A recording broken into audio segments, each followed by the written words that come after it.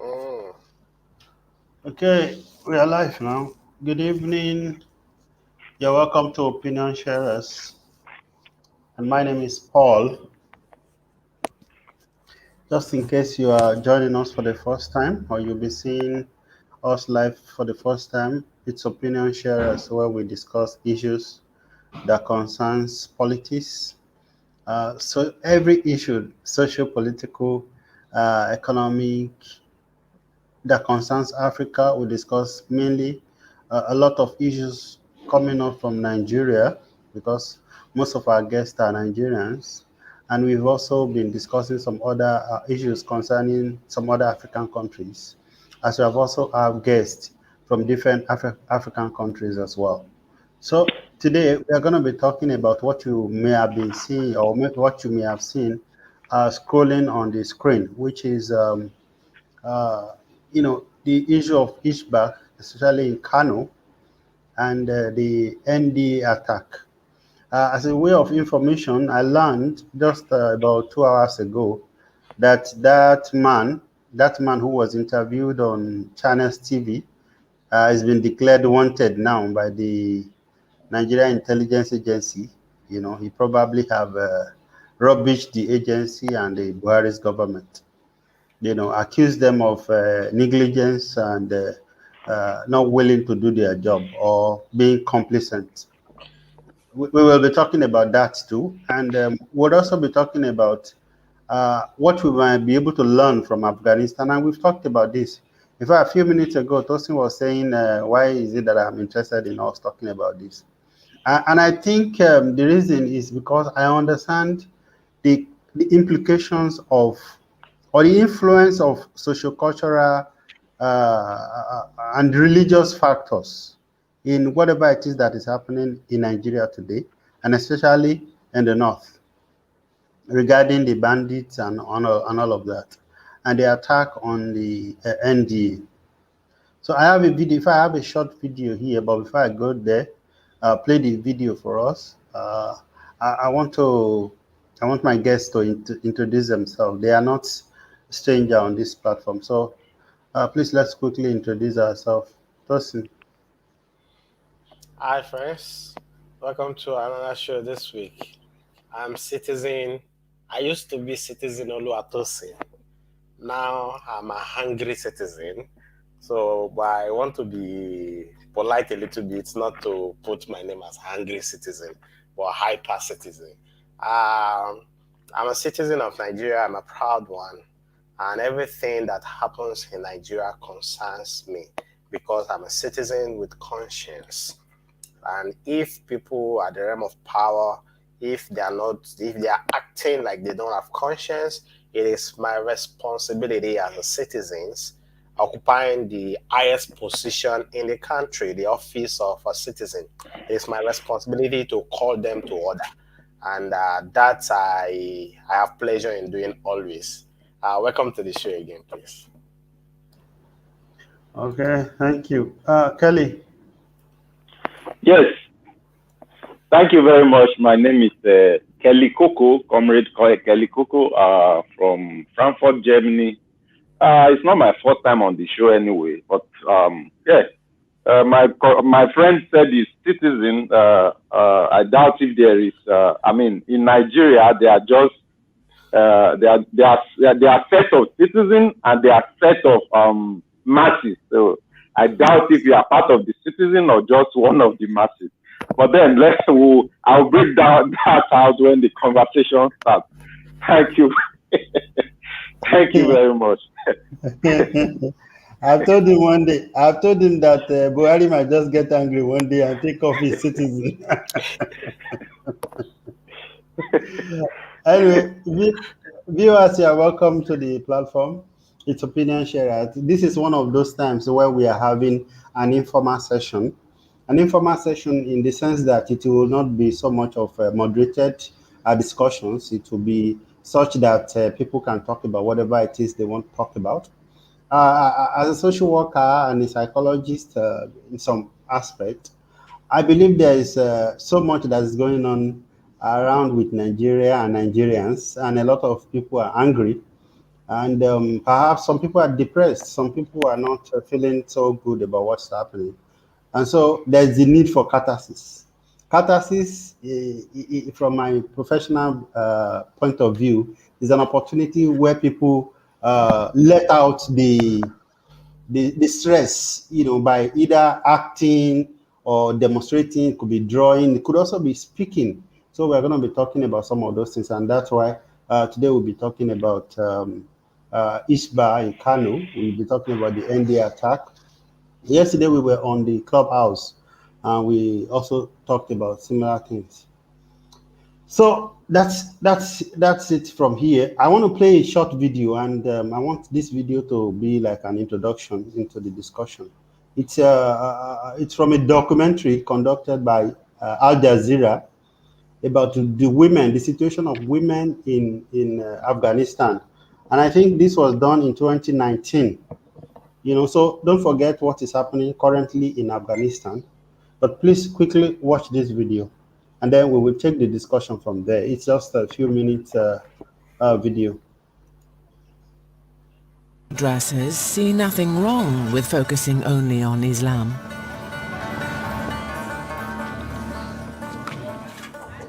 Asma's father is a mullah, and she joined Ashraful Madaris when it first opened.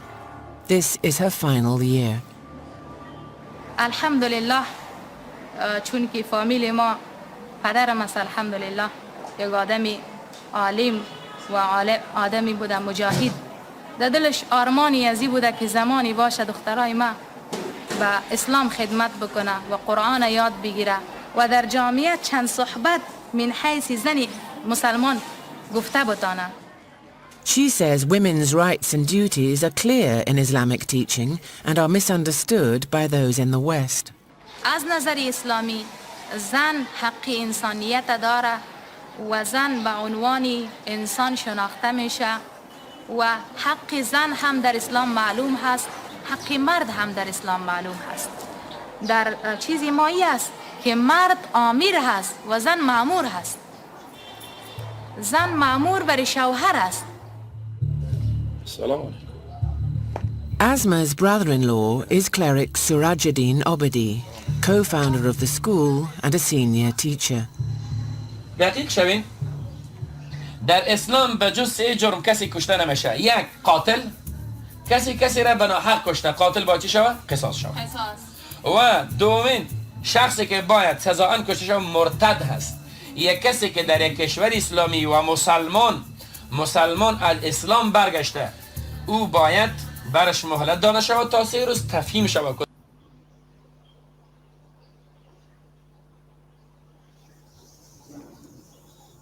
زنها هم رزق و روزی خودشان، نفقی خودشان پیدا میکنه.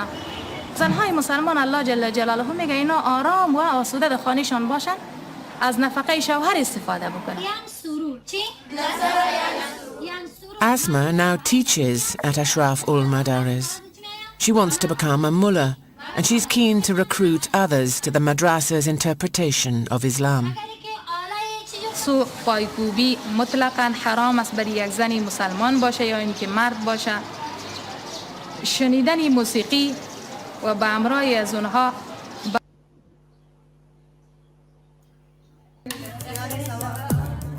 Some more moderate Afghanis are becoming increasingly concerned over what they see as the extreme ideology being taught in these private girls' madrasas. But, they say, speaking out is not advised. You will put yourself and everybody that is talking about this in such a danger. They can kill you because of things like this, easily.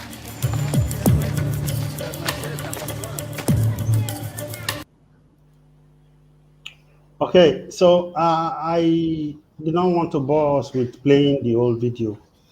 See, what this video is actually saying, if you have time, please go watch it on YouTube. And I also share it, I share about 10 minutes video of it on my personal Facebook page. It was saying that there's an organization, they call themselves Madrasa, and they have been teaching girls, specifically targeting young girls. Okay, so they are taking them away from conventional schools and asking them to go study only teachings that is based on Islam and Quran. And I have nothing against Quran. I have nothing against Islam. I have friends who are, I respect people who are, Muslims, whether Christian or Hindu or whatever is religion is not my business. I don't have anything against any religion. But now where I'm concerned is this.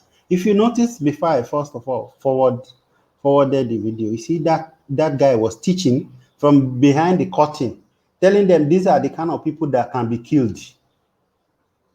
Okay, he listed 3 types of people that can be killed.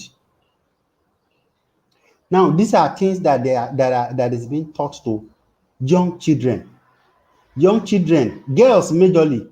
And the reason I'm emphasizing girls is that it is believed in my profession that when you train, for instance, when you give education to a girl child, you have educated the whole family. So now, when you have that, understand that perspective, now look at giving that kind of understanding or teachings to a girl child. You have literally taught that same thing to the whole of the family.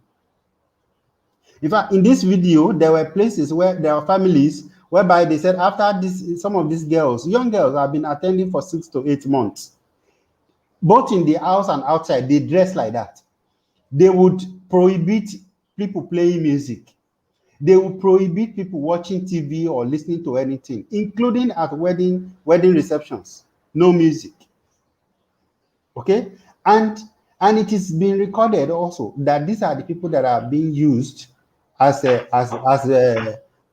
people who carry out suicide bombing. So this is strategic. They are not handing them guns. What they are handing to them is teachings. Indoctrination, that's what they are doing. And I may be wrong, and I should be given an opportunity to be wrong. That what Hisbah is doing may not be too much different from the agenda of ISWAP, for instance. ISWAP is currently not even killing people in Nigeria. According to what we learn, they are deliberately cultivating people. We don't have clear information about them, but what we know is that they are cultivating such teachings and gaining ground in local communities. It is Hisbah that is in the city of Kano. Kano. Some people are saying people in Kano are perhaps at par or even more than that of Lagos. It is debatable. Yet it is happening today. Okay, this video was filmed about 3 years ago. You see what is happening today. How Taliban was able to conveniently unseat a sitting president. And an army of 300,000 people, over 300,000 people were military men. So this is why somebody like me is always referencing ideology, culture, and religion. And if we are not careful, I hope that what we are witnessing doesn't happen in Nigeria. I hope, I pray. The floor is open.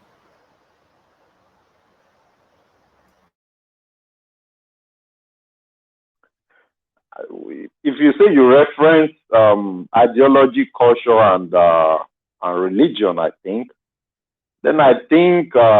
you should be part of the people that will be awakening our own people to then agree to this secessionist issue, because that is where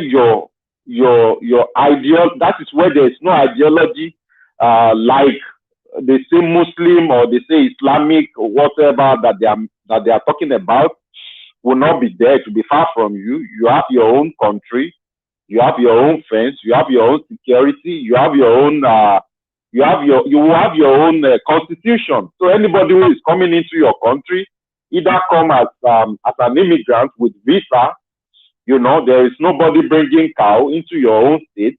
And if you think about it as a Yoruba man now, where you are, I know you are out of the country. Where you are, they will ask, where are you from? You say you are from Nigeria. the Wasu again, which side in Nigeria, which means Nigeria is divided. You will say Yoruba, the Wasu, what language do you speak? You will say you speak English, as in what is the official language? You say you speak English. They look at your surname, it's not English, you are not from England, then how come you have English language, you know?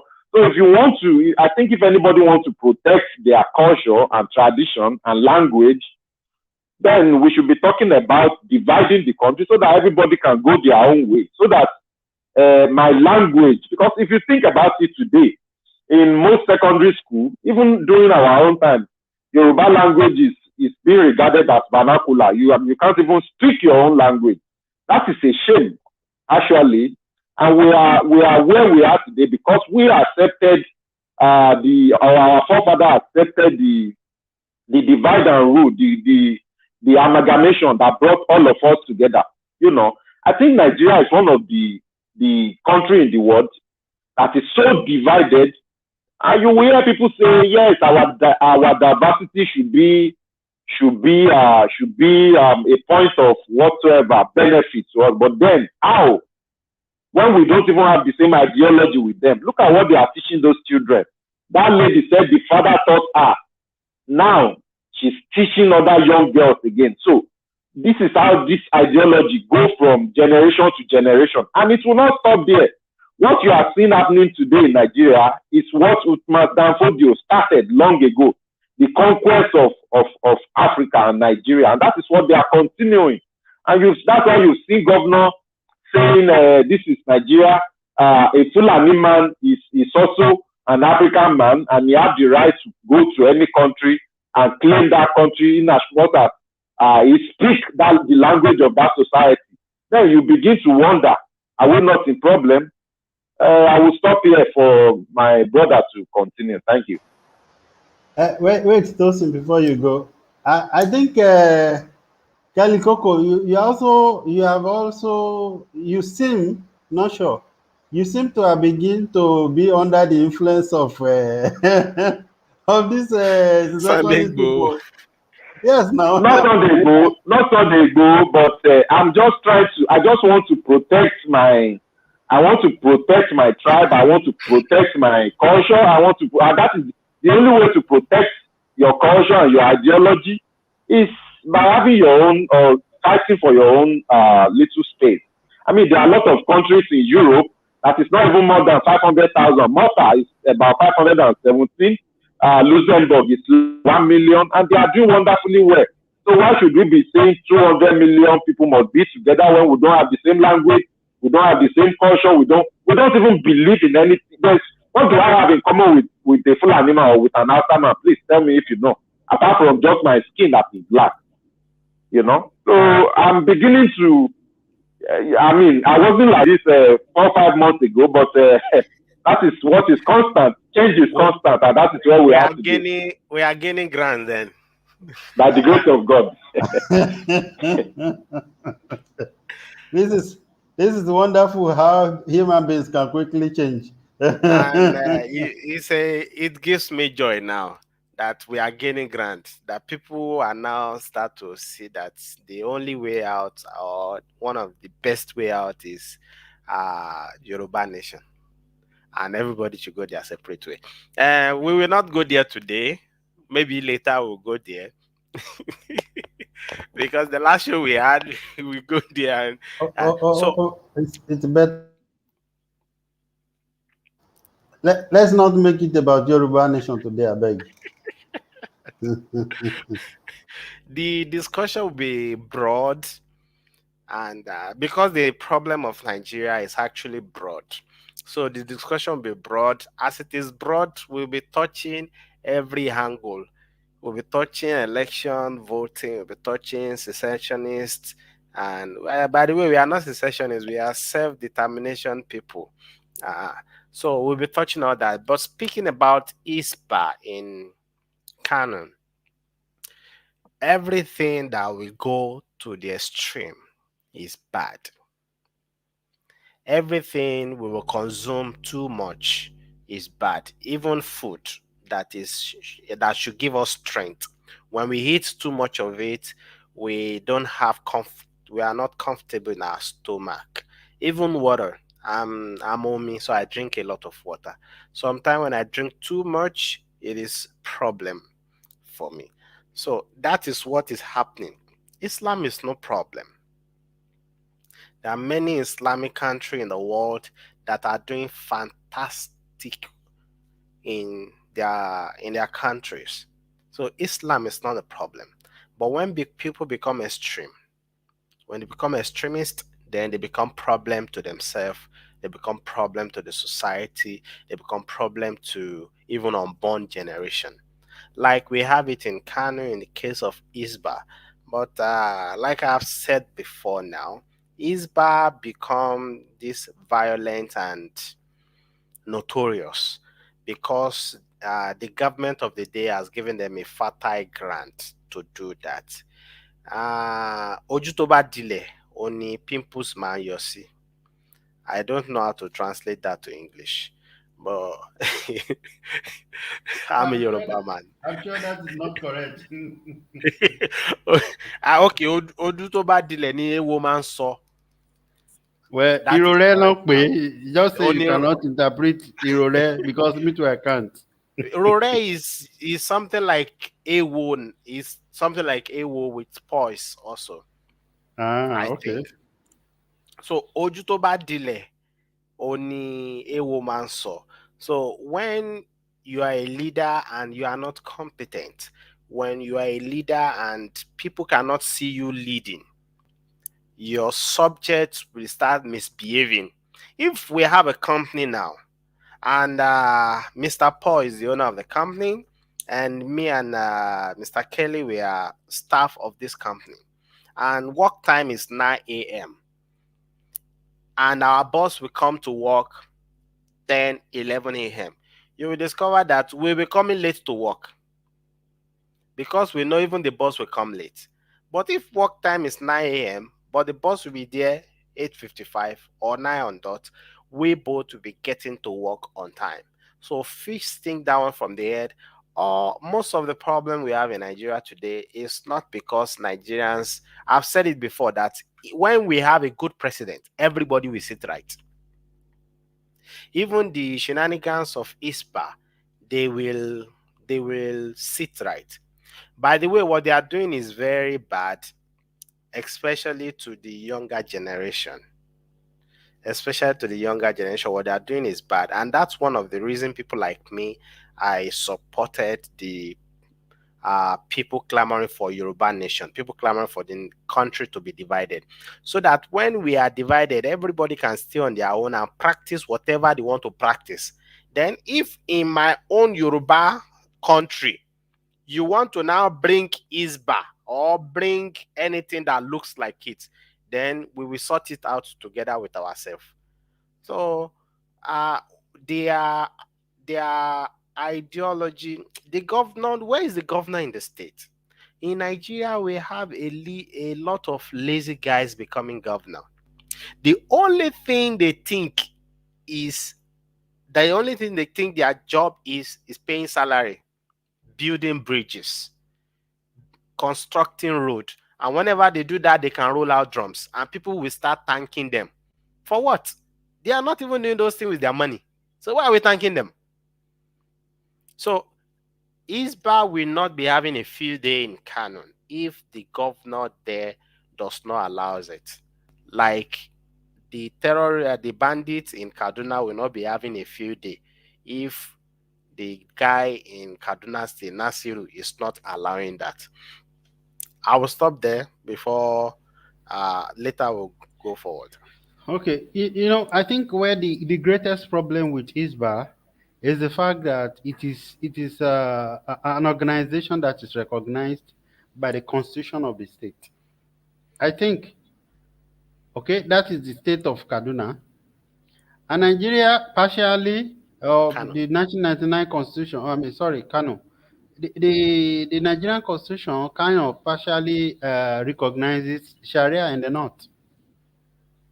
Okay, and I think for you guys who are already talking about Yoruba nation or secessionists, it is maybe easier for you to say, well, Anyhow, they want to live their life. Let them live their life, and let them leave us on our own side. I believe that is your own politics. But me, I'm speaking as a Nigerian, and I know that you are also Nigerians, passionate Nigerians, and we know that under this present government, anybody that talk about dividing Nigeria now, that person will be they will make the person disappear. Okay, so while we are still here together as a country, because this thing is influencing us anywhere we go, especially those of us that travel with the green passport, it's influencing us, it's affecting us. In fact, Tosin and I were talking earlier about how it's affecting him in Dubai. And many other Nigerians, their lives are being impacted. Not only people that are back in Nigeria, So, and that's why I think it is important for us to not dodge the topic. Coco, I'm saying let's not dodge the topic. Let's not say, then Sabi, maybe that's where we have to talk about Nnamdi Kanu and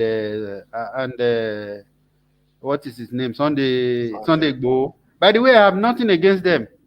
I've said it on this program that if Nigeria divides today and there is a Yoruba nation, by the reason of me being an Ekiti man, I already qualify as an Ekiti man, and I'll be happy. I mean, as a Yoruba man, and I'll be happy.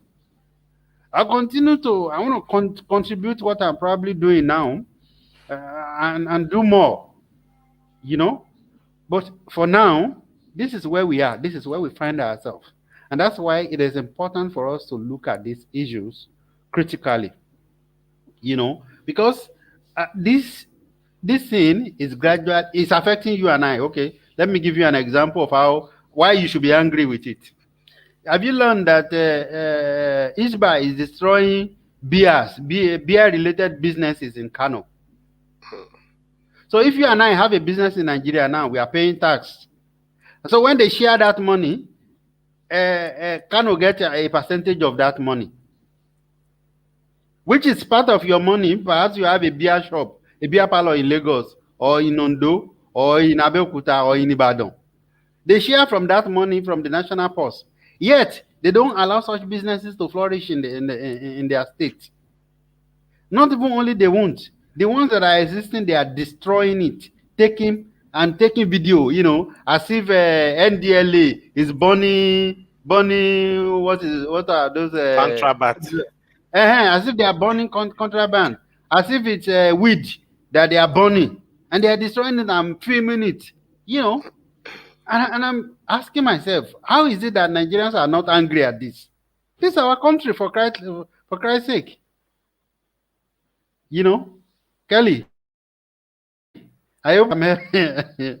Okay, yes, I understand your point. The reason why I came in like that was because you talk about the preservation of our culture, tradition, and language, and that is why I brought that in. I have said it before now that that's why I even tackled Mr. Tosin when he introduced himself as a citizen. Because as far as I'm concerned, there is the only citizen in Nigeria are the politicians, the elites are the citizens. Every other person is just in fact, when they want to refer to us, they refer to us as masses. They don't call us citizens. They say the masses are protesting, the masses uproar, and so on. So we're not citizens, and that is why we have two laws. And then you spoke about he spoke about the governor of Kano cutting the excesses of Hisbah. It's not going to be possible because I think it was a year ago or 2 years ago that we saw a viral video where the governor of Kano, Ganduje, was taking bribe and putting it inside his Babariga. And that was why we gave him Babariga mobile banking then. So they say who must come to equity must come with clean hands. So the same man who you are expecting him to challenge the Sharia of Hisbah is even a thief himself. So then you know that we have a bigger problem in our hands. It is two law with two different sets of people, the poor and the rich. So the poor, the Hisbah, go after the poor. That's why you see them shaving a man that has dreads or different kind of hairstyle. That's why you see them go to beer parlor and break drinks. But then don't forget that a week ago, I think it was last weekend, the son of Muhammadu Buhari married in that same Kano. We didn't see them, unfortunately. I remember when they were doing, was it Bachelor Spencer's night or something? The ladies, the Muslim ladies in coats, were singing, I'm coming, I'm coming. Do you know what I'm coming means by Naira Marley? We didn't see Hisbah there, unfortunately. I remember during the preparation of the wedding too, there was a time they were singing this popular song from Tiwa Savage, which is where they were singing, "She be na national budget, I go follow and spend them." We were laughing that time. They said they will spend our national budget. We didn't take it serious until a few days ago when we started seeing iPad and the iPhone 12 that was shared during the wedding. So then you begin to wonder, where was Hisbah at this point? So, like I said, it is two different kind of law for two different sets of people. It is unfortunate, but I don't see any solution, like I always say. But then, let the conversation continue. Thank you. Thank you, Jerry.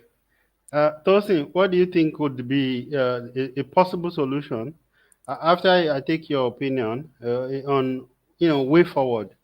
And I don't want you to stress that government. Anyway, you have right to say your opinion anyway. So Don't gag him. You are not like Mohammed. Don't gag him. Let him speak. yeah, he has already warned me before, Seth. He has already warned me before, but I know you don't go here. So anyway, I just wanted us to look at what is the probable way out, and then after that we will take that NDA. And like I said earlier, we learned. She sent me a link earlier today that that guy has been declared wanted now. So anyway, go ahead, Tosin. There is no how Hyper. we can talk about Hisbah rascalism without mentioning government, because we have put people in place to represent us. We have given us the power as citizens. By the way, we are masses, we are not citizens. For me, I don't go with what people call me. I go with what I call myself, because what I've called myself before now is what I'm becoming now. So I don't go with what they call me. If they call me masses, like they call me animal, no problem. But I see myself as citizen, so I call myself citizen. So now we as citizens, we have given them power to represent us. And whatever they call us is not the problem. What we should be citizen. So if they are not seeing us as citizen, we will be telling them we are citizen until they recognize us as one. Because that is how it should be. Now, that is that for that. We cannot talk about Hisbah shenanigans in Kano State without we mentioning the governor of Kano State and the president, because we have given power to people to represent us. If they are not doing that well, then we must call them out. There's nothing the people of Kano State can do to stop Hisbah or to regulate them. It will take government to regulate them. Now, the government will not regulate them, not necessarily because Ganduje is stealing money, that's why he will not regulate them. No. He will not regulate them because he's a Muslim also, and he probably believes in whatever Hisbah also is doing. Because an average of them, that is the lecture they have had while growing up. Another thing we must talk about Hisbah is their non-existent when the rich are having party in Kano State, and how they suddenly pop up when the poor masses want to enjoy their life. Now they have said lovers cannot see themselves outside and in the night again. I said that is good. Lovers should see themselves in their room. If you don't have a room, then don't have a lover. Why should you bring your love affair outside? What about people that are single? You want to give them heartbreak? Stay in your room. So Hisbah will not be rascal like that if they have a functionary governor, and a governor that his brain is working according to the 21st century that we are now. Their shenanigans will not be up and running like that, and every day they are in the news.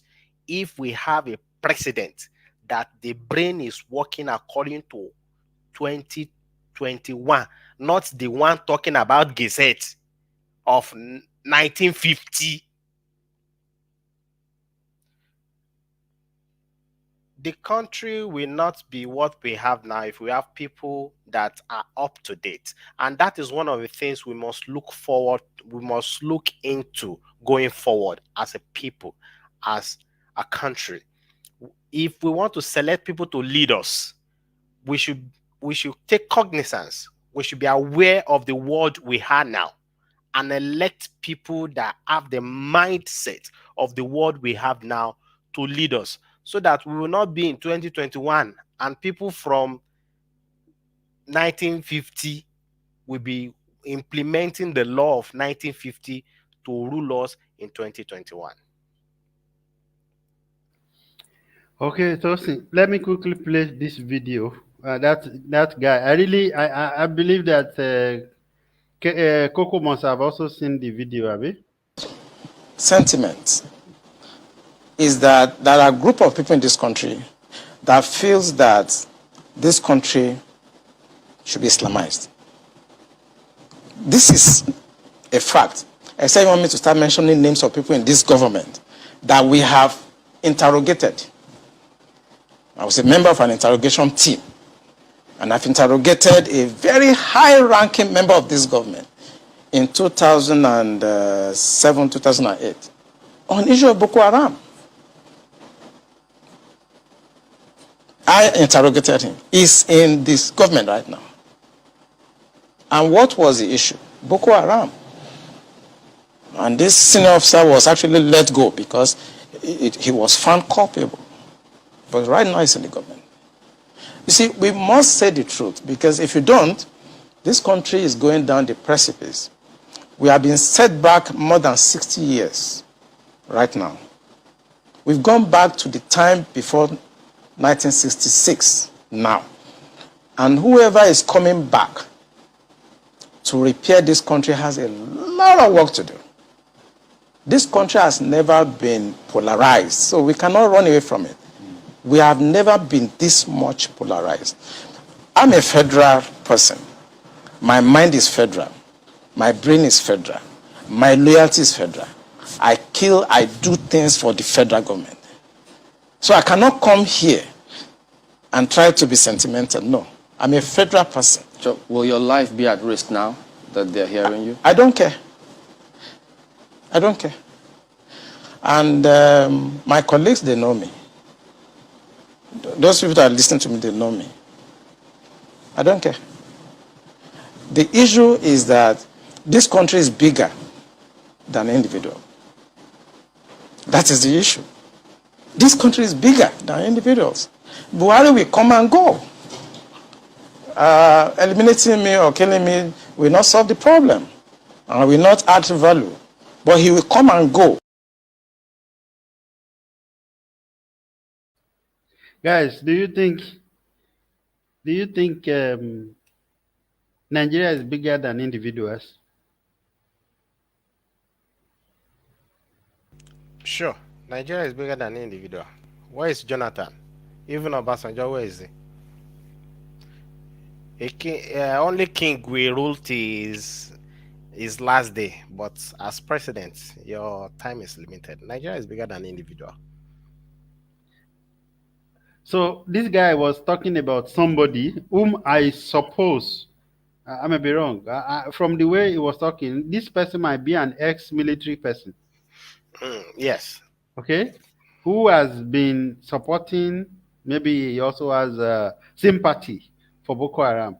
Like we had Dr. Isa Pantami, who had compassion,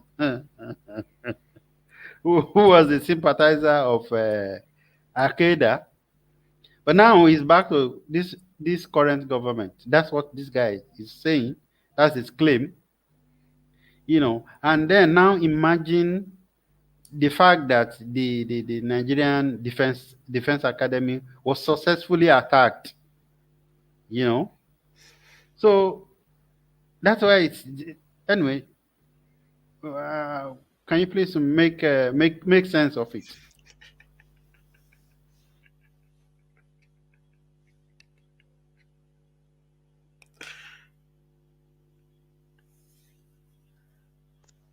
I think it is still, I don't think there is nothing new about what he said.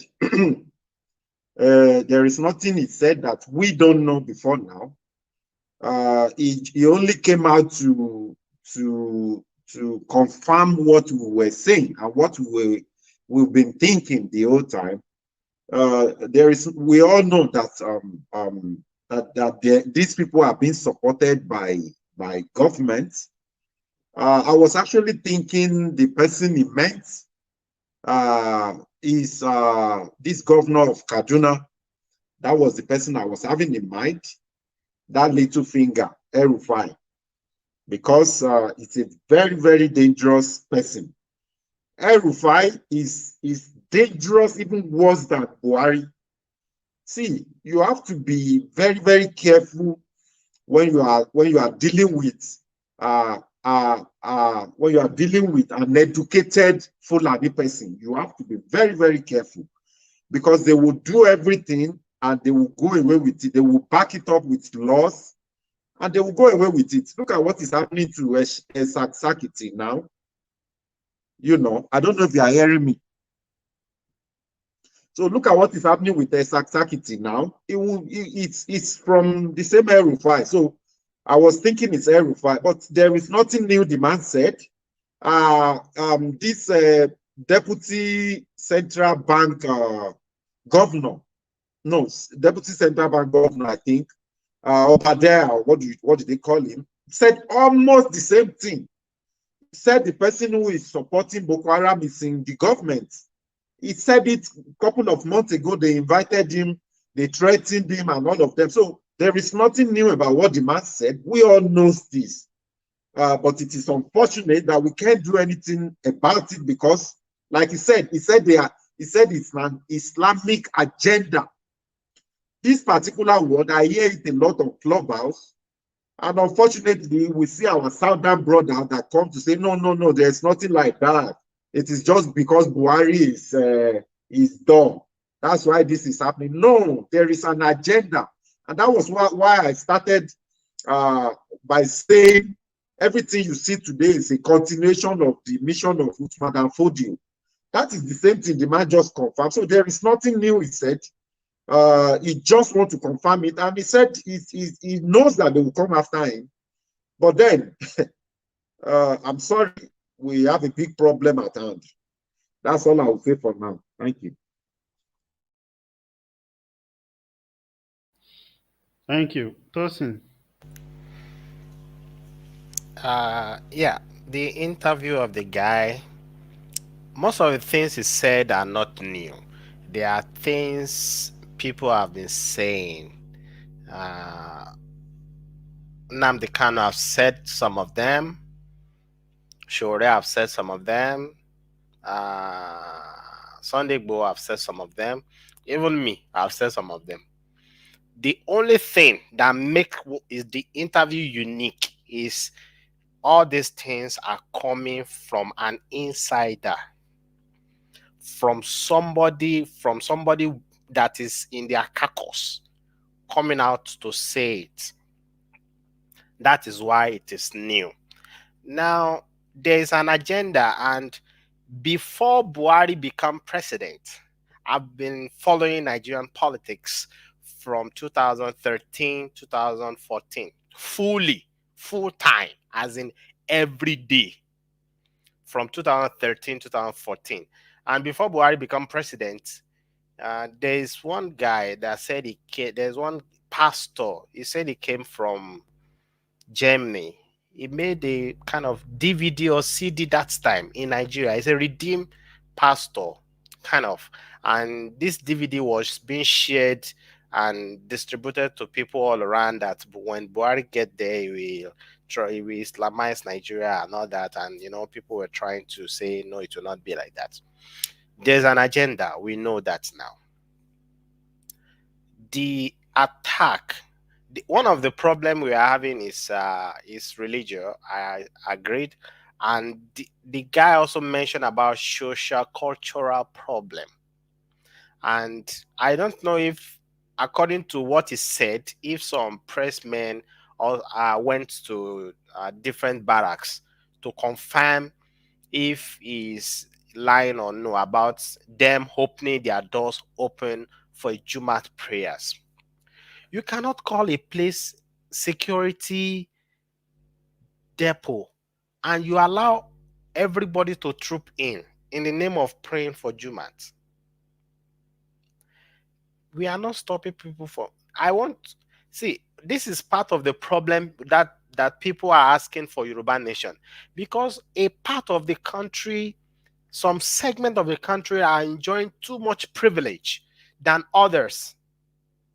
If the Christian cannot go to the barracks for Sunday worship service, and on Friday it can be thrown open for the Muslims, that shouldn't be.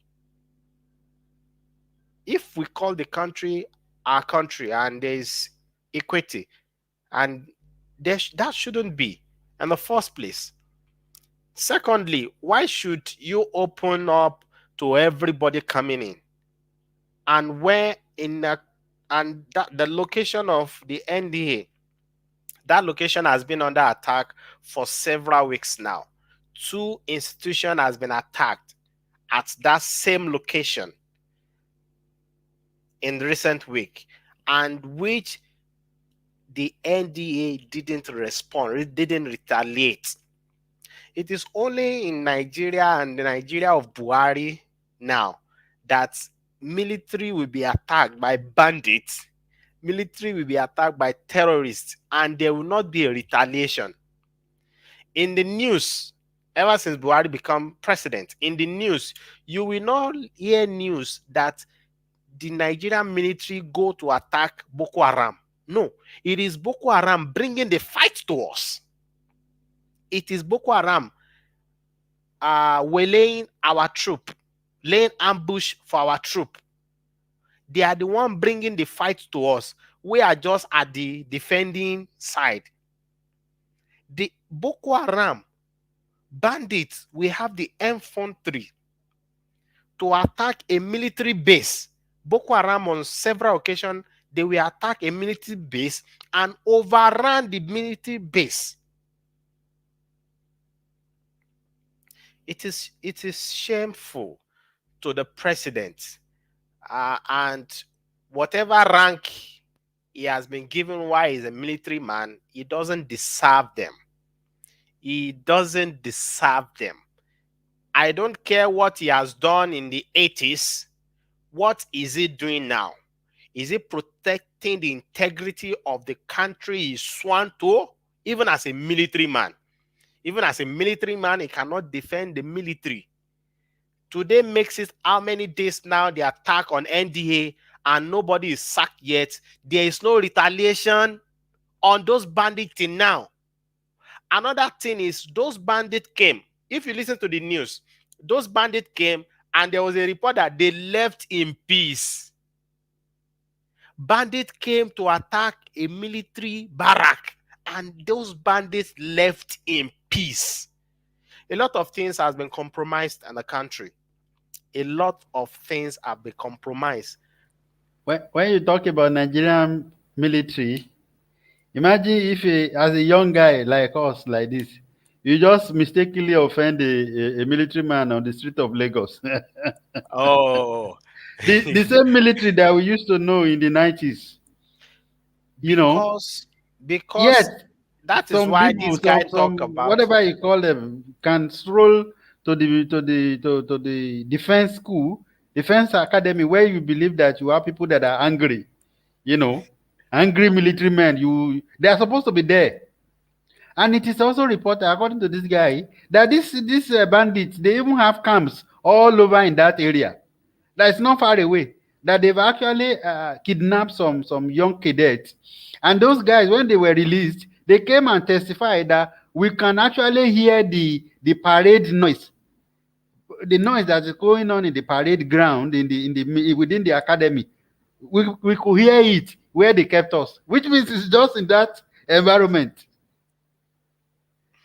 A lot of things have been compromised, and that is why it is very sad, because according to that guy's interview, even without his interview, I've said it, I've made a post on Facebook that why is the Nigerian police allowing bandits to kidnap Nigerians daily? If people can, there was a guy in Ogbomosho, the guy make a parody account of Jonathan's wife, Patience. And this guy just did that for like a day. And the Nigerian police located that guy. They pick him up in his room. But kidnappers are exchanging calls. Not Nigerian police, it's the DSSO. Okay, DSS picked him up.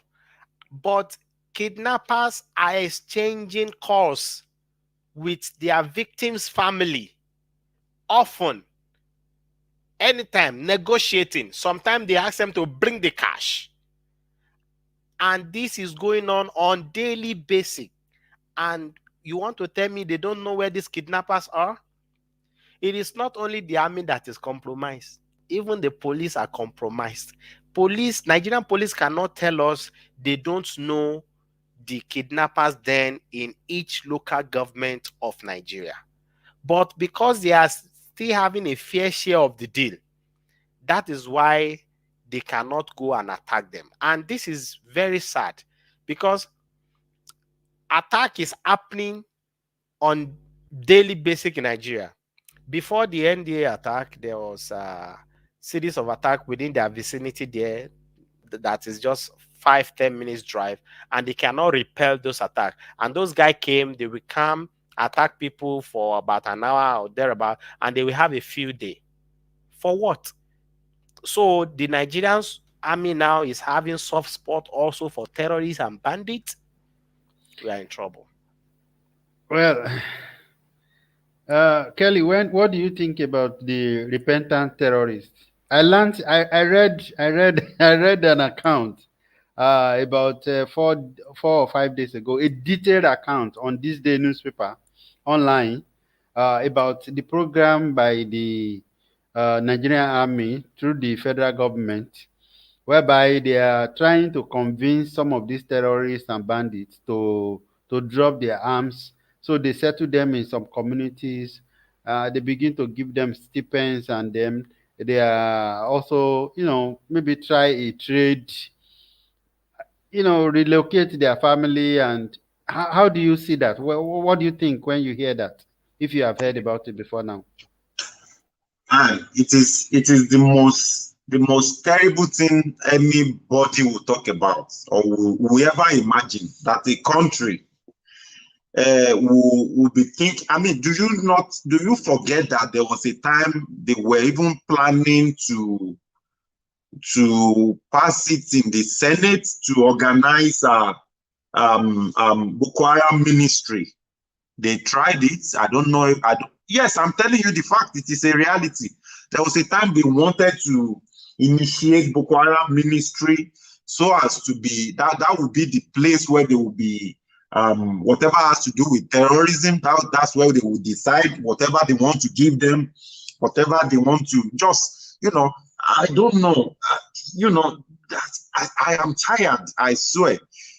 Because it is just in Nigeria that you will see that Boko Haram or terrorists will be taken back into the community. There is nobody that is monitoring them. There is no agency that is supervising to make sure that they don't go back to that banditry. Just think about it from this angle. The people that they displace from their own community, the farmers, the inhabitants of that same community are still, as we speak, in IDP camps in Benue, in Zamfara, in a lot of places. That is the saddest part of it. So the government do not relocate those people back to their community. They do not give them money. Their wives that has lost their husband, their kid that has lost their parents, they do not send them abroad. They didn't do anything to those people, but they prefer to bring Boko Haram. And in fact, there was a time, I think about 3-4 weeks ago, that they said the same army, that's why I don't pity them anymore. The same army, they said the title was Nigerian military set 1009 Boko Haram fighters. They didn't use terrorists now. Set free 1009 Boko Haram fighters. Then you begin to wonder, are we normal at all? 1009, do you know what damage 1009 can do to community, can do to a country? They set them free, they just let them go. And when we discussed this on Clubhouse, some people were saying, yeah, maybe there are those that were arrested, maybe there are those that they were trying to. I said, what happened to those IPOB members that they arrested in Enugu, in Onitsha, 4, 5, 7, 8 months ago, and they are still in police detention till today? They didn't even allow them to go to court. I'm not even talking about the one they arrested during this ESN whatsoever. No, the one they've arrested some of them 2-3 years ago. They are still in police detention. They didn't even release those ones, but they are releasing Boko Haram fighters, Boko Haram terrorists to the community. Then you begin to wonder, are we normal? Are we normal at all? No, we have a big problem at hand. And that's why I will continue to say the solution that I see to this thing as we sit is everybody going their own way. Because, see, we wanted to make it simple. When the Yoruba agitators started, they didn't say Yoruba nation or death. No. They said Yoruba nation or restructuring. Even at that point, I was seeing for one revolution, I was seeing one good Nigerian mass. Because I was myself in city. They were saying Yoruba nation or restructuring. Do you know what restructuring means? Restructuring will mean that you will control your own police. You have your own local police like they have in every country. Restructuring means you will be able to elect your own leaders. Restructuring means whatever is being generated from your own state, you will be able to use it to benefit your own people. But what the Buhari said, never. He said, people asking for restructuring are naive and dangerous. So which means we are all a dot in a circle. When he used that language a couple of months ago, my Igbo brothers were so angry, they said he was referring to them. No, that idiot wasn't referring to them. He was referring to all of us apart from his Fulani brothers, that we are all dots in a circle. Because as I sit here today, I do not see any solution. Revolution seems impossible. Protesting, even carrying placards, is not possible. Breaking away from the country seems like treason. Okay, if all those things are not possible, if we're asking for too much, okay, now give us at least electoral reform, pass it to law. It's not possible. He said no. Okay, electronic transfer of votes that will at least make the system or make the process credible a little bit. He said no. So which means we're stuck. And that is where I remove my badge from one Nigeria to the other side. Because it seems there is no way for us. There is no way for us out of this mess. We're stuck. Do you see the candidate they said they are presenting for 2023? Osibanjo and is it not even Ganduji? I think it's the same governor of Kano that we're talking about. That's the person they want to So when people say go and get your PVC, go and get this PVC to vote for who? To vote for the same idiot that to present to us, because they will either present one Yoruba and one Fulani, or one Fulani and one Yoruba, or one Fulani and one Igbo. That is always the arrangement. So are you saying which one do you want us to vote for? Death or by gunshot, or death by stabbing? It's still the same thing at the end of the day, all dying and that. So I am at this point, I don't see any solution. The only solution I see is that let us continue to agitate, let us continue to sensitize, let the people know. As far as I'm concerned, there should not be any election in 2023, because if they vote somebody who is as brilliant as Obama, they are still going to swear him in with that same useless constitution. And I remember a couple of months ago when they interviewed Buhari, what the question he asked us is, am I not ruling according to the constitution? If anybody says I'm not ruling as the constitution says, the person should come out. And it said the same, it said the truth. So as far as we're concerned today, as far as that, see, I would campaign so much for election if that constitution can be brought down anytime from now. But it won't happen because it favors some set of people. So we are all dots in a circle. Dots in a circle. That's what we are. Thank you. Thank you, Kelly. You see, it's unfortunate, really. It's really unfortunate. But when you look at, if we go back to the issue of the NDA, listen, I learned that the letter or the memo put out by the management of the NDA, I learned it's a very short message, announcing the attack. But it was reported that 3 times they used unknown gunmen in that same short letter. So I think maybe they are tired of using what do you call it, bandit, and so they don't want to also use Boko Haram. So they use unknown gunmen 3 times in just one small short memo. So is it that the Nigerian military is also scared not to offend people, or what? It is not that they are scared of offending people. No. The point is they know those that have come to attack them, and they are not prepared to let the world know who those people are. The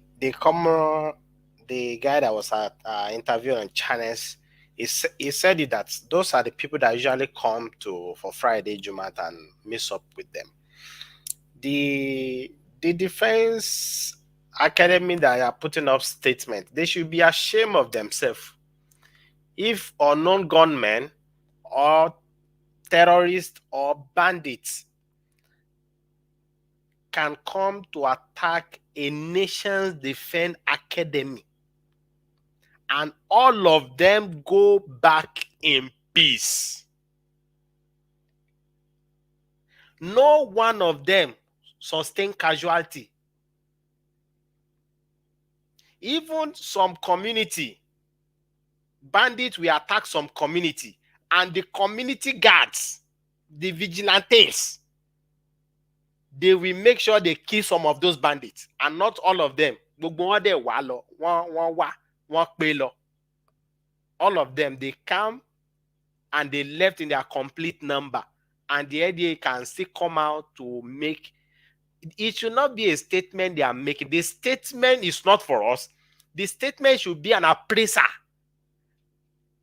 The statement should be that they attack back the bandits and have gains on them. When Boko Haram misbehaved to the Chadians and killed 90 Chadian soldiers, what did the president of late memory, Debbie, what did the president of Chadian did? He lead the troop and come for the appraiser against the Boko Haram. And he made a lot of gains that were visible to everybody, not just mouth gain, against them. That is the statement. That is military statement. It is now that we have Buhari as president that everybody in the country have become statement maker. When EFCC arrest somebody, they are in the news, they are in the television, they are making posts on Facebook. Until they lost, they will not make their findings very well. They will just they are quick to come to social media or to go to media houses to make statements than to do their homework very well. At the end of the day, they will lose that case. It is now everybody want to play to gallery and start making statements. The statement of LDLA is not to come and tell us unknown gunmen attack them or bandits attack them. The statement Nigerians want to hear from them is to see them attacking those bandits that are even in their vicinity, that they know their locations. The statement we want to hear from them is to attack them and have gains on them. That is that for that. You talked about repentant Boko Haram the last time. I want to say those Boko Haram that, as they said, they are repenting and all now, what leads to their repentance? How come all of a sudden Boko Haram are repenting and we can hear 1,000 plus of them repent, a number of them repent? What leads to that? Boko Haram are not just repenting because they are tired of fighting. They are not repenting. They are not repenting because they have a changed mind now. No. There is a fallout. That is why they come to the society and say they repent. They didn't repent. They are not repentance. They are not repentance. Now, let me print the picture now. There's ISWAP. Formerly, there's Boko Haram. All of them together. Now, it gets to a time they have people that go their separate way from Boko Haram. Those people, the Abanawe fraction of Boko Haram. Later, they were now called ISWAP. They have ties with international community terrorists, and they get funding from them, ISIS. Now, those guys were more powerful than ISWAP were more now powerful than Boko Haram. ISWAP now came, combat Boko Haram, face them in a fight, then overpower Boko Haram, took over Boko Haram's territory in the Sambisa forest, because Boko Haram were occupying the most fertile and nice place in the Sambisa forest. ISWAP came and overthrew them. Now, they came and overpowered them. Shekau has to blow up himself, kill himself, because he knows the end has come. So those ones that are coming out now to say they repent, they are not coming out because they repent. They are coming out because there was a fallout between Boko Haram and ISWAP overpowered them. Because those ones that are coming out now, if you watch also the number of people that are coming out and the individuals that are coming out, they are mostly children and women. The fighters are still in Sambisa forest. They are just pushing their kids and wife to Nigerian government for Nigerian government to be taking care of them with our money. Meanwhile, the people that they displaced from their house are seeing IDP camps suffering. So it is not able-bodied people that when Niger Delta militants, when they surrender, they come out with their ammunition, they submit everything. Boko Haram that are coming out now are women and kids putting their bag on their head. She bag enough in Jani. The people you see they surrender, they are agile looking one. Are those ones the fighters? They are not the fighters. So we should not be deceiving ourselves, say Boko Haram are repenting. They are not repenting. It is not Boko Haram that is repenting. They have a fallout. The administration in Sambisa Forest does not favor them again. That is why they are coming out. It is not because they are tired of fighting, not because they have a repentance of heart. So integrating those guys into the society is a lot more damage. It's a lot more damage because they don't have a genuine repentance. They just have problem where they are in the Sambisa Forest. They have problem there. That's why they come back. And however we want it, the ideology is in their head already. However we want it, they will go back someday, or they attack people someday.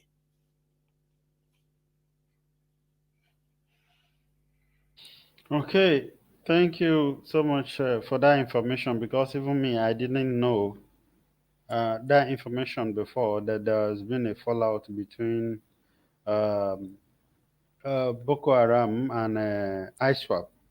That So, is a which means, yeah. So now the people we should be we should be scared of now is no longer Boko Haram but ISWAP. They are more powerful than Boko Haram. They overpowered Boko Haram. They have funds from international community, from international terrorists. ISWAP. They are more dangerous than Boko Haram. The only thing, they are more powerful than Boko Haram. The only thing is Boko Haram usually attacks citizens. ISWAP don't attack citizens.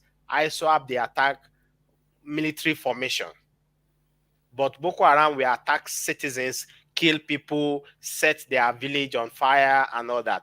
ISWAP don't do that. ISWAP, and that is why they have fallout in the first place.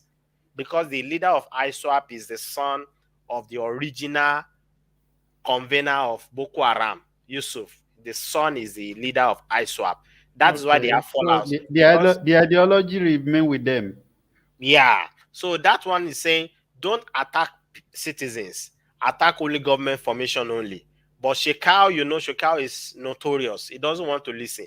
That is what causes their fallout in the first place. And they came back, overpowered him. He had to kill himself because he knows this is the end. They have all his generals have been killed, all his formation destroyed. And he knows these people are here to take power from me. And they have a lot of gun truck. They have ammunitions. The ISWAP, they have more ammunitions than Boko Haram. They are more dangerous. Okay. Kelly said he's going to restart his set because maybe he's hanging or something. So Oh, I was going to ask him this question when he was speaking earlier. I wrote it down. I wanted to ask about what happened to Revolution Now, because he was a strong member of the Revolution Now, and I was going to ask him that. I think you also were following the Revolution Now at some point, but yes. I don't know what happened. Do you want to talk about that briefly? Maybe if he joins us back, we can also ask him the same. The fallout of revolution now is that it's not visible. It's not visible. And Kelly was talking about election, that the election cannot hold. I just let him have his opinion here. Because the only thing that is visible as we have it now is election. Revolution is not visible. A revolution in Nigeria now is not visible. He is back. Kelly is back, so maybe take that. Yeah, let him settle down first. I think he's still Okay. adjusting his camera. Okay. So Yeah. revolution is not visible as what we have it now. I'm someone that usually like to look at the bigger picture and not the noise. That is why sometimes I don't have a popular opinion. but I know what will become of something. Revolution in Nigeria, especially under a power drunk leadership we have now, is not really possible. If the president can tag those that are asking for to end SARS, if he can tag them as people that want him out of office, that Baba is less informed. He's corofo. He's just empty score. He's operating in 2000 in 1950. 1950. He said, though people are asking SARS, you say they want to remove you from office. Are you SARS? So that is the information they must have fed him with, that Baba CEO, those protesters, they want to remove you from office. So and he say, okay, they want to remove me. Go and shoot them. And immediately they shoot them. The next day, some people still try to make noise. After that, so the kind of people we are, as a people, we are fearful people. We love our life. That is one. Another thing is the kind of leadership we have that are power drunk and will do anything to retain power. That is these two factors. The third factor is that the military, the law enforcement guys, they are not on our side yet. And until the law enforcement guys are on the side of the citizens, a revolution cannot be carried out successfully. Unless those asking for revolution are ready to pick up arms against the government. So, because if the law enforcement guys come on protest with placard, you will see them there shooting tear gas, harassing citizens. So how will a revolution happen? Until we win the law enforcement guy, or they had enough of the shenanigans of the leaders in power, then a revolution is not visible. Okay, thank you. Kelly, are you there?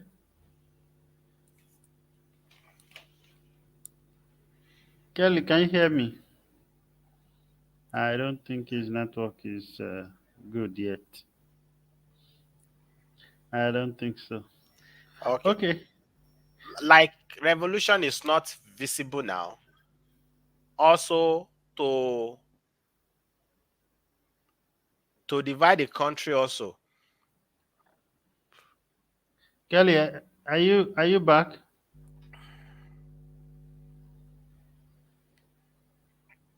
You are muted. Yeah, muted. Okay, I think he will join us. Okay, continue. Tosin. Meanwhile, I want us to also, lastly, I want us to talk about restructuring, because as far as I'm concerned, a lot of people are talking about restructuring, but I think the North will never support restructuring, especially based on the kind of restructuring that a lot of the people from the South are talking about, which is for each of the states or each of the regions to manage their resources. The North will never support it. They will never accept it. And I also, when you look at what is happening in Nigeria now, I see a lot of the influence of the army in it, Nigerian army. A lot of coup. When you look at the history of Afghanistan, also, it was the military that actually disrupt the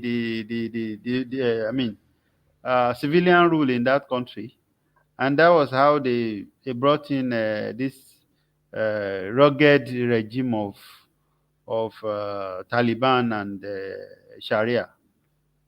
And So that is the reason you see Buhari is always placing the army, because he don't want to be overthrown. yeah, that's what I'm saying, that it The may never fear happen. is in that guy. The fear of his once overthrown in 1984. The fear is always in him.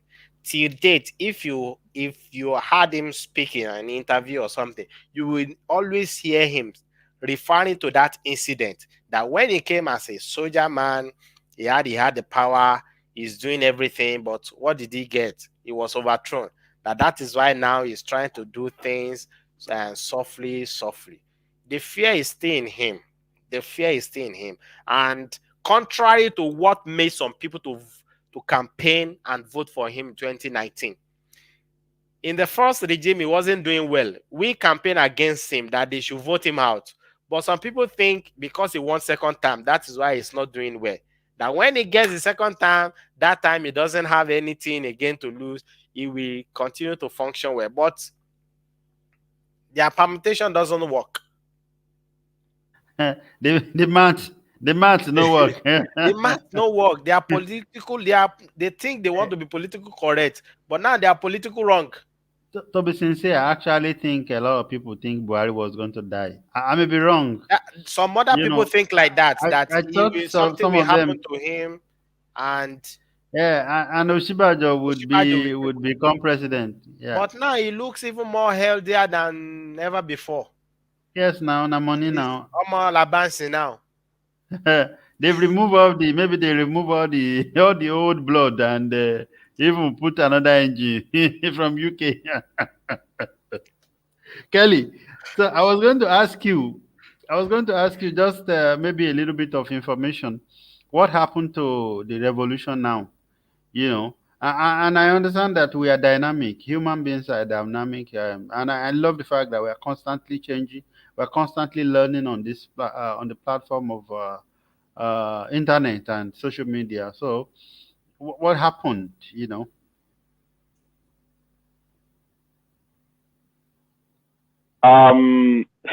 you. Sorry, I lost connection at the point. A call came in, so I wasn't hearing anything with I need to stay close to my device, so I decided to restart. Revolution now still continue. Showore is a tireless man. He never stopped. And if you study him lately, you will see that the strategy is becoming different.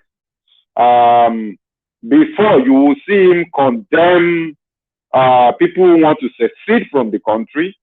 You will see him condemn the likes of Kano and Igbo.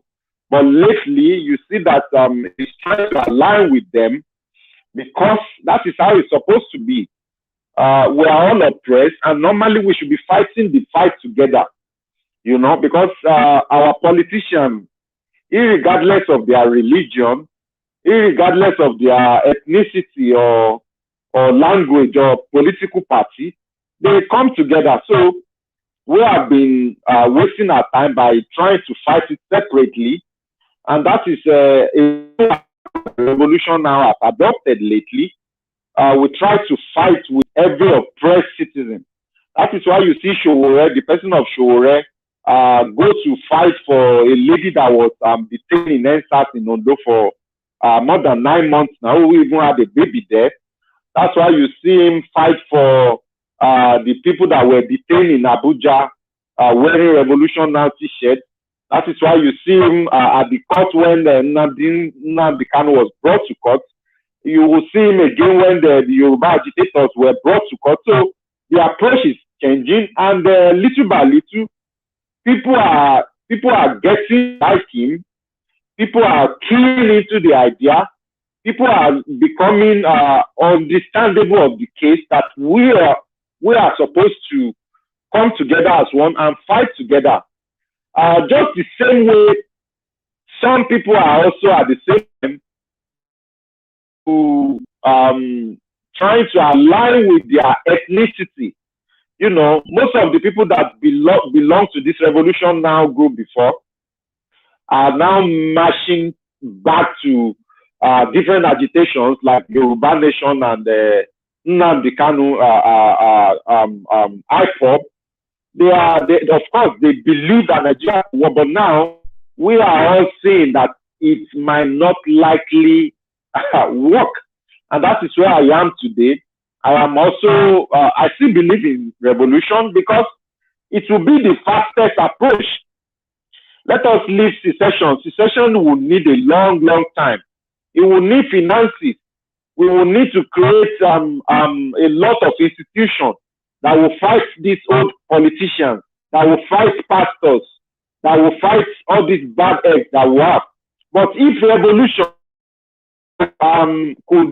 revolution is the fastest way, and I don't mean carrying gun. I heard my brother saying it might not work because we have to carry gun. No, we don't have to carry gun. We just have to agree. We didn't carry gun during NSAS. And I know you might want to say, but during NSAS, they shot them. The reason why they shot them during NSAS is because it was losing focus, number one. Then number two, it doesn't have a leader, because every agitation must have a face, because whatever you're asking for, a time will come when they will call you to come to a round table discussion, to come and highlight it. And when you don't have a leader, it makes it then difficult for the to know who to approach. So that was one of the mistakes that we had during that we made during ENSA. So it's going to happen.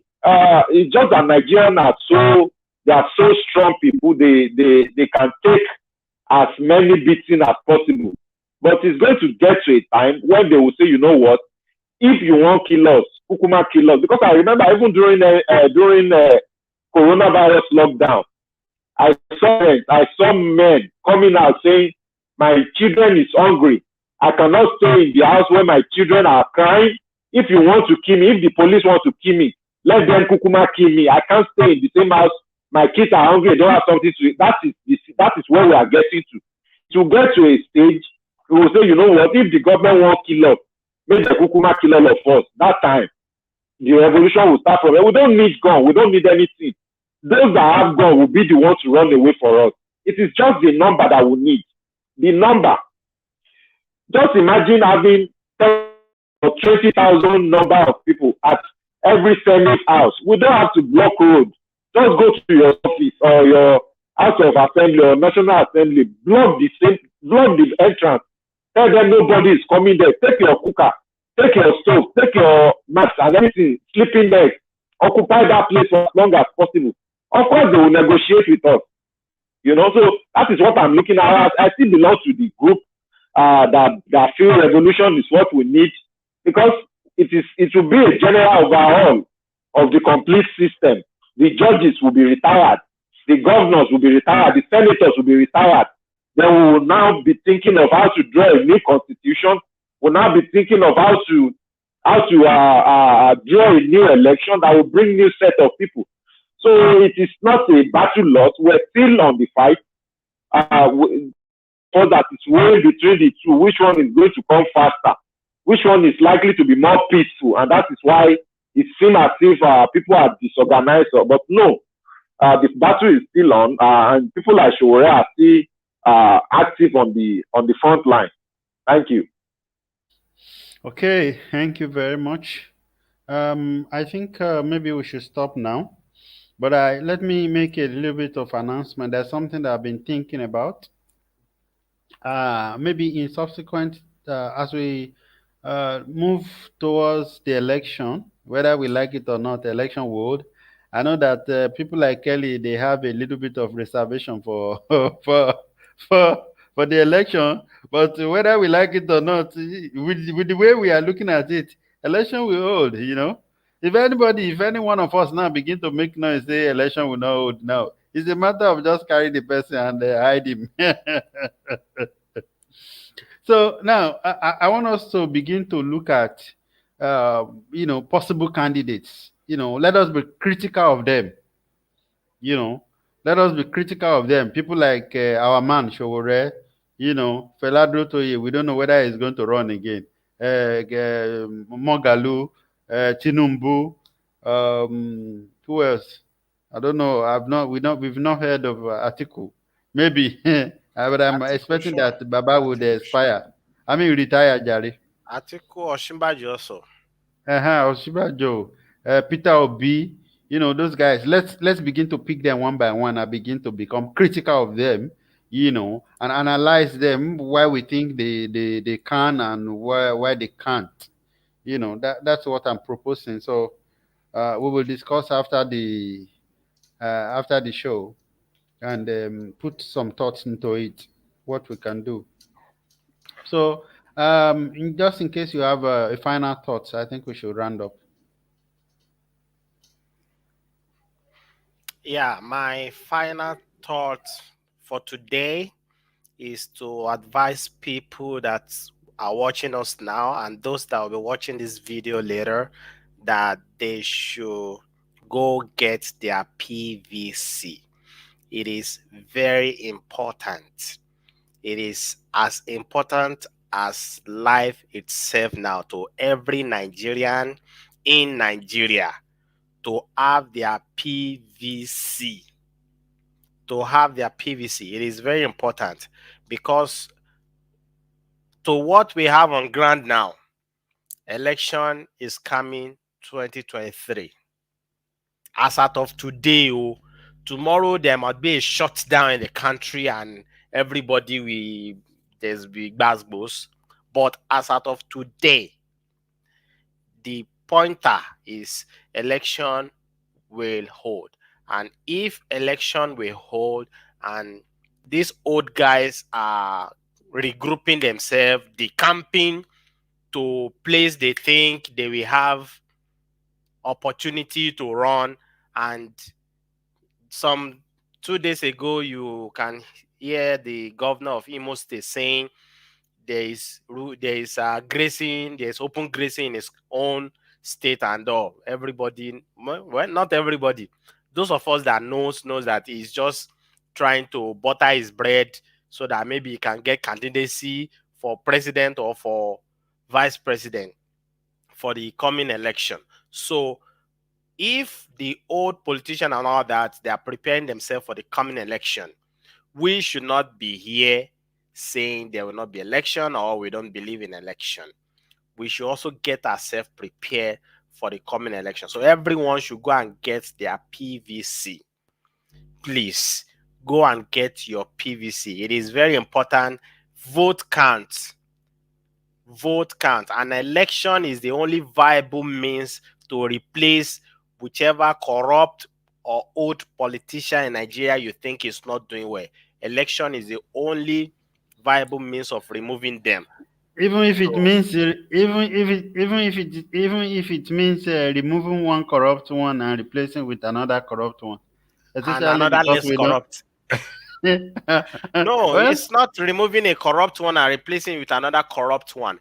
Every election year, we have people that are competent running for office, but our people are blind to only seeing the recycled politician. APC, PDP. APC and PDP. So from now, we can start the education from now. Let people get their PVC. After getting their PVC, we will continue the education there. I am not seeing a graduate having PVC and haven't been equipped with what election and all is to go there and receive 5,000, then vote for the old guys. I'm not saying that. So let people get their PVC. When candidates start popping up, we will start projecting candidates we know that can get the job done also. Everybody in Nigeria is not corrupt. Please, let us get this fact. It is not all Nigerians that are corrupt. Even among our politicians, it is not all of them that are corrupt. But most of them are. And except we want to deceive ourselves, we can filter them.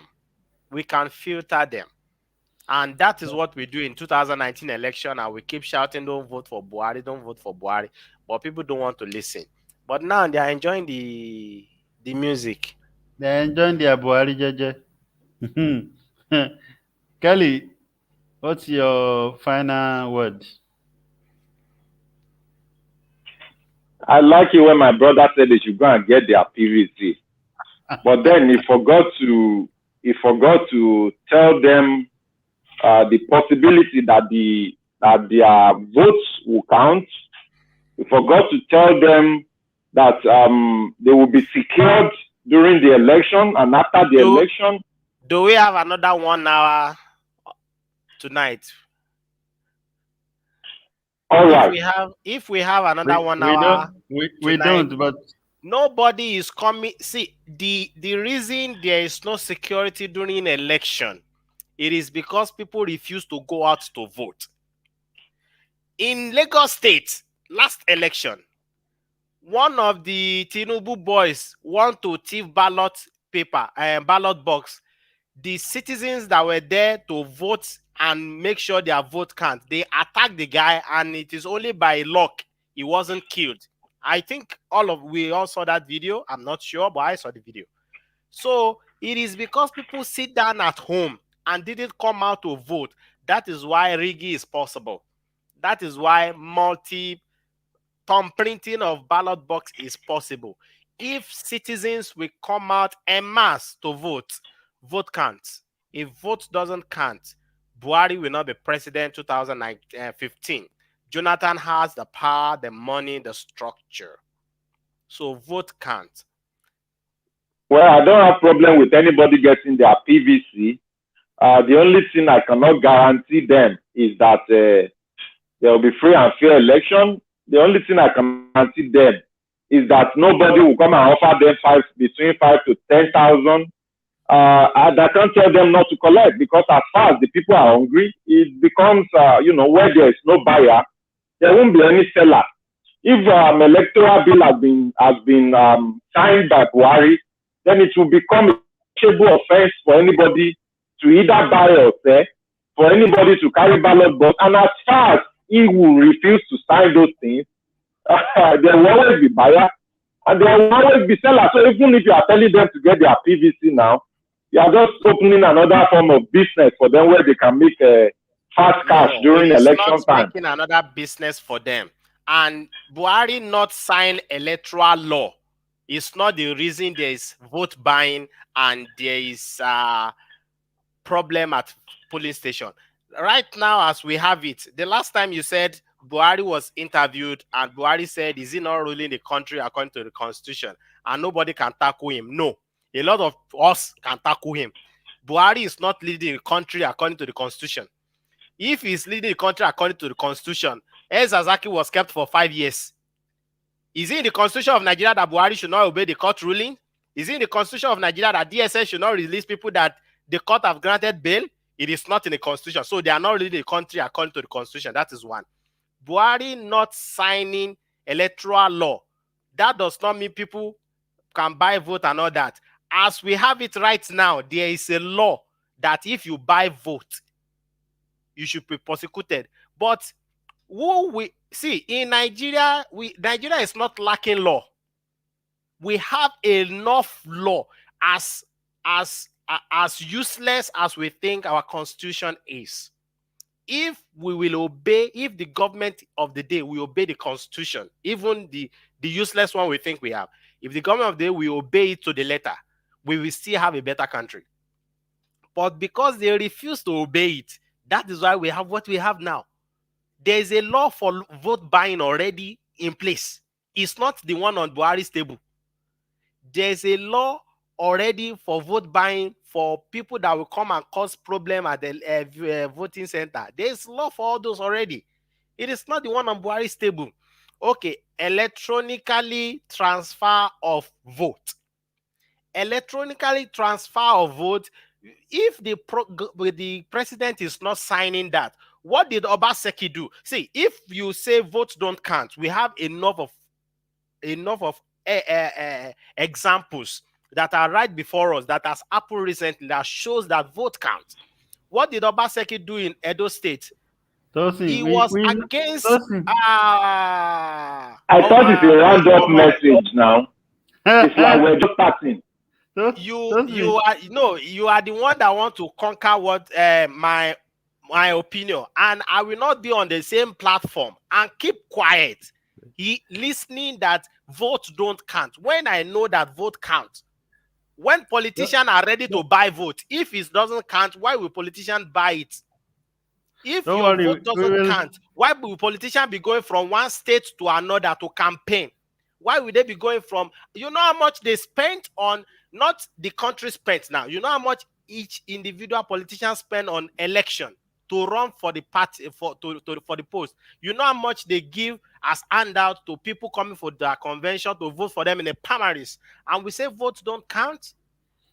Vote counts. Tosin, I agree with you, but I think we have to go now. Okay, you and Kelly, you will have your day one day where we say this will be the only topic that we'll talk about. And I am seriously, available anytime, any day for this. Vote yeah. count. In fact, especially as per the candidate that we're going to be critical about, I am looking up to it, and I hope that it will be interesting. And I'm hoping that we'll get some people to also participate and join us in the discussion. So thank you very, very much, guys. I really appreciate you, and I want to appreciate our viewers also. Please do share the video, and then if you have not already subscribed to our channel on YouTube, please do check it out, and follow us on Facebook and Twitter as well, and Instagram. Thank you very much. We'll be back again next weekend. We are on the Clubhouse too. If you happen to be on Clubhouse, check out Opinion Sharers on Clubhouse. Yesterday we had a discussion there. It was very interesting. Thank you very much. Bye for now.